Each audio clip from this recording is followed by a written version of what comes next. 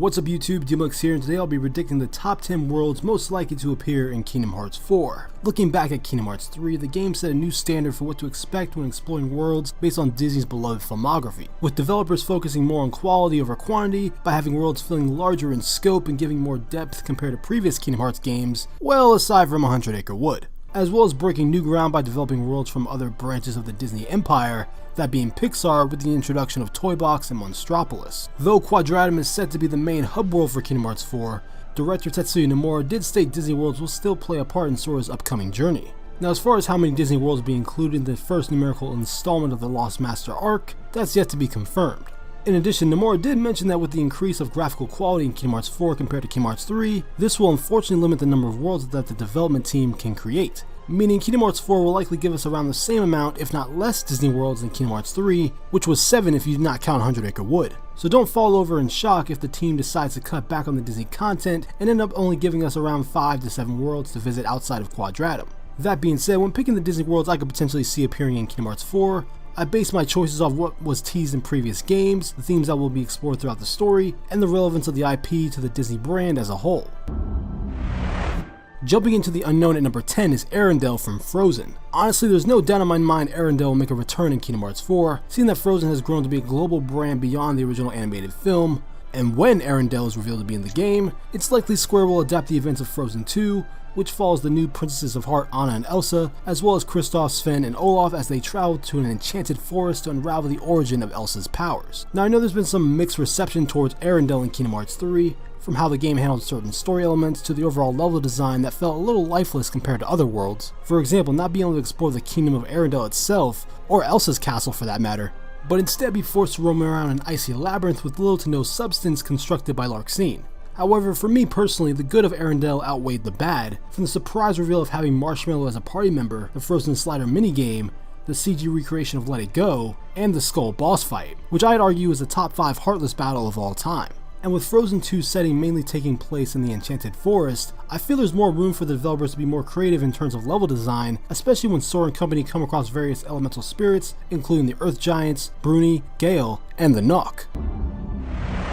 Assembling in at number 9 is a world adapted from the Marvel Cinematic Universe. Given Square Enix and Marvel's established relationship with the release of Marvel's Avengers from Crystal Dynamics and Marvel's Guardians of the Galaxy from Eidos Montreal, I have no doubt there have been discussions about adapting the MCU into the canon of Kingdom Hearts, seeing that the MCU is one of Disney's major cash cows alongside another franchise from a galaxy far, far away, hint hint, and is currently one of the biggest media franchises in the last 10 years. There's literally no downside to having any live-action MCU movie being adapted into Kingdom Hearts, well aside from taking a slot away from beloved Disney animated movies that are long overdue to appear in the series, but I digress. Personally, I'm begging on Square to adapt the first Avengers movie as a world, giving Sora the opportunity to interact with all the OG Avengers and witness the formation of a team coming together to overcome the odds against them, with most of the level taking place on the SHIELD helicarrier and the latter half during the Battle of New York. As for party members, I can see Sora mainly teaming up with Captain America, Iron Man, and Thor, as they are widely viewed in basketball terms as the big 3 of the MCU. But that's not to say we can't have a Battle of Holobastion type gameplay sequence where Sora goes around various areas of a battle-torn New York and teams up with each Avenger, pulling off stunning cinematic team attacks while saving citizens from Loki's invasion.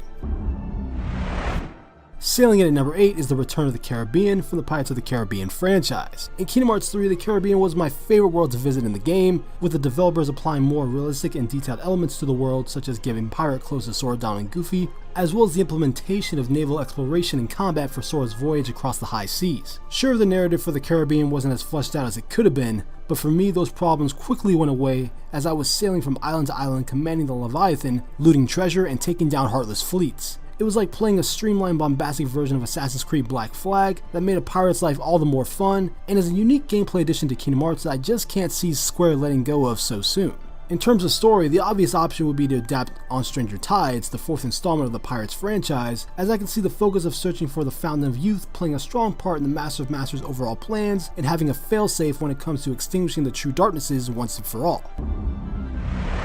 Taking a trip to an anthropomorphic paradise at number 7 is Zootopia. Straight up, Zootopia is probably my favorite 3D Disney animated movie out of the bunch due to the cast of characters, world building, subject matter, and of course that bop of a song from Gazelle.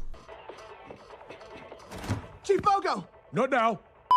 As a world, there's a lot for the developers to work with, seeing that there are many regions of Zootopia to adapt, from the burrows, the rainforest, Tundra Town, to Sahara Square. And it would be fun to see Sora take the Zootopia Express and delve deeper into the culture of each region that the film was not able to capture. Furthermore, this would be another world where Sora gets an entirely new form to blend in with the inhabitants, like when he visits other worlds like Monstropolis, Halloween Town, or Timeless River. Plot-wise, I would actually prefer if the story of Zootopia were to be set after the events of the film, with Sora helping ZPD officers Judy Hopps and Nick Wilde solve cases around the city that are being caused by the meddling of the foretellers, Pete, or even Zootopia's own citizens. Flash 100-yard dash! Nick.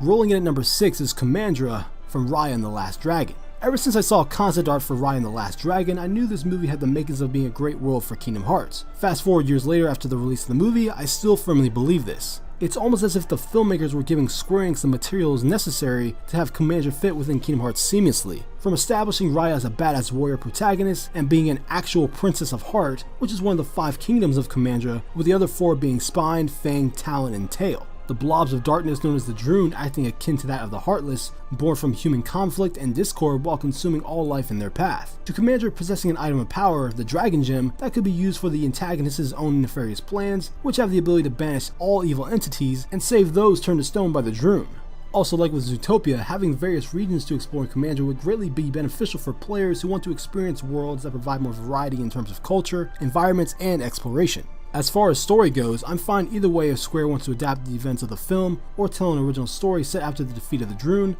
As long as Sora understands the importance of trust at the end of the day, I'll be satisfied. Crossing the line in the sky by the sea at number 5 is Montanui from Moana. Not only does bringing in Moana to the fold of Kingdom Hearts make her another solid candidate as part of the new Princesses of Heart, but also the setting of Montanui would be a great place for Sora to reminisce about his own tropical home, Destiny Islands. And with both Sora and Moana being islanders that have longed to venture off beyond their own shores, I feel they could potentially have some of the best chemistry compared to previous bonds Sora has made with other Disney characters throughout the series. Not to mention the heart of Te-Fiti being the driving force of Moana's story, as it is the source of all life for this world, and is just begging to be adapted into Kingdom Hearts. Plus, think about the potential boss battles between Tatamoa and Taka. I can easily see these encounters having a God of War-like spectacle to them in terms of visuals, gameplay, and overall scope. Now, I know it's not guaranteed Moana is going to make the cut in Kingdom Hearts 4, but honestly, this is one of those worlds where I would be utterly shocked if it doesn't get selected as part of the Disney World lineup. Otherwise, there might be riots in the streets near the offices of Disney and Square Enix.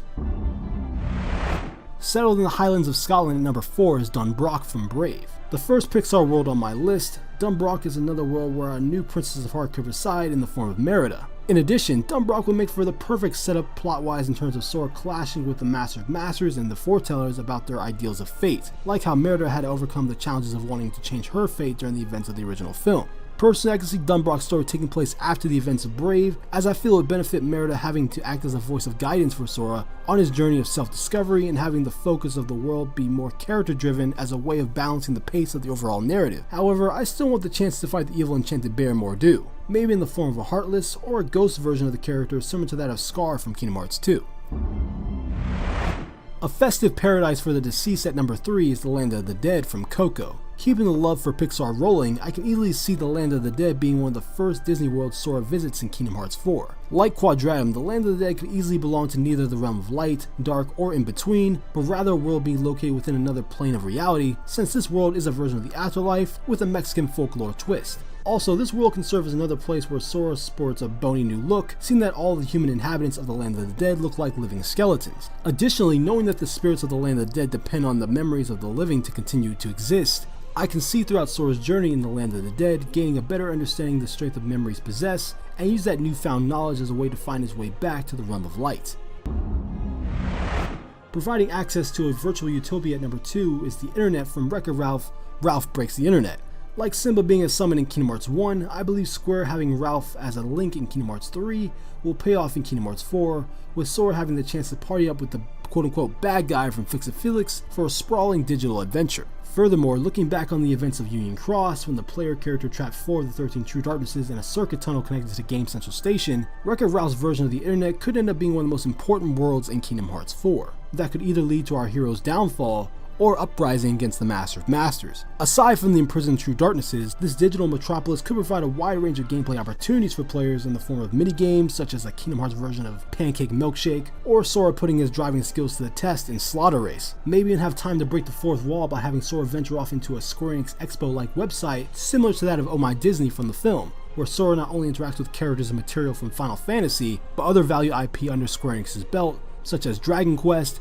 Valkyrie Profile, Star Ocean, Nier, hell, even the Bouncer, just to name a few. On top of that, the internet would make for the best setting to bring back the Mirage Arena from Birth by Sleep and take arena battles to a whole new level after not being present in Kingdom Hearts 3. Plot-wise, I don't think it's necessary to adapt the events of Ralph Breaks the Internet, but instead focus on telling a story more closely connected to the main plot, especially after knowing what happened in Union Cross.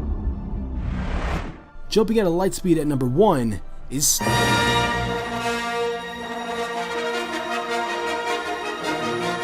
Now I know it isn't officially confirmed, but based on what was teased in the reveal trailer for Kingdom Hearts 4, the forest moon of Endor from Star Wars Return of the Jedi will likely be a world for Sora to venture off to and presumably help the Rebel Alliance fight against the Galactic Empire. Ever since Disney bought Lucasfilm back in 2012, I've been a huge cheerleader in having the Star Wars universe be part of the magical key-wielding madness. There are many elements from Star Wars that Kingdom Hearts takes inspiration from, to the point where Nomura isn't even trying to hide it anymore, with the quote, "May your heart be your guiding key" being the prime example of this, clearly riffing off the classic line, "May the Force be with you." Like the MCU, Star Wars is one of the biggest media franchises in the world, and its inclusion in Kingdom Hearts would only help the series reach greater heights. So much so that I believe when the official reveal for Star Wars happens, maybe at D23, it will not only be the highest viewed announcement for Kingdom Hearts, but also go on to have Kingdom Hearts 4 be the highest selling game in the series. And there's lots of potential to look forward to with the Star Wars world being set during the events of Return of the Jedi, such as having Sora fighting alongside a Jedi Knight Luke Skywalker, a potential Stormtrooper speeder bike chase sequence, a space battle that leads to blowing up the second Death Star, and my most anticipated moment above everything else, an epic boss fight with the Sith Lord himself,